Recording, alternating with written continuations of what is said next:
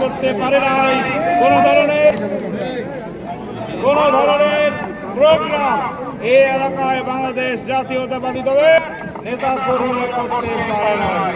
5ই August উত্থানের মাধ্যমে খুনি হাসিনার পতনের পরে আজকে আবারও দেশের স্বাধীনতা ফিরে এসেছে। এই অবস্থায় আজকে আমরা এই বিশাল আয়োজনে এসেছি। এই বিশাল আয়োজনে আমরা বলতে চাই, এই যে বিগত সময়ে ফুটবল ক্রিকেটের বদলে মাদক নিয়ে যুব সমাজকে ধ্বংস করার ষড়যন্ত্র চক্রান্ত হয়েছিল, সেখান থেকে আজকে আমরা মানুষের পক্ষে, যুব সমাজের পক্ষে আমরা এখানে খেলাধুলার প্রতি আমরা যাতে করে মানুষের ঝোঁক হয়, মাদক থেকে, সন্ত্রাস থেকে আমরা বেরিয়ে এসে খেলাধুলার পক্ষে, পড়াশোনার দিকে আমাদের মনোযোগ বৃদ্ধি করি, সেই দিকে ইনশাআল্লাহ আমরা কাজ করব।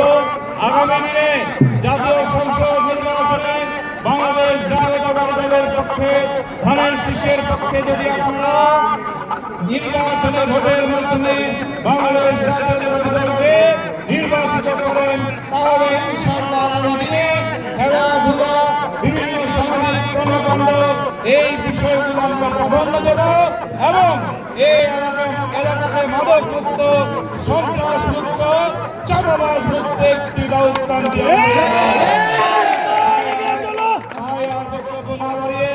আমি এই খেলা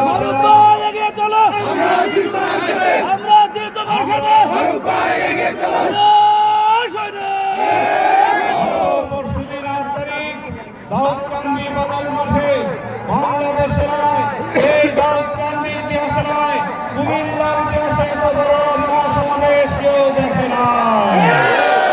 আজকে জনগণ বিএনপির পক্ষে রয়েছে। তাই বক্তব্য দীর্ঘায়িত না করে সকলকে ধন্যবাদ জানিয়ে আমার বক্তব্য শেষ করছি। আল্লাহ হাফেজ। বাংলাদেশ জিন্দাবাদ। শহীদ রাষ্ট্রপতি জিয়াউর রহমান অমর হোক। দেশ নেত্রী বেগম খালেদা জিয়া জিন্দাবাদ। আগামী দিনের বাংলাদেশ জনাব তারেক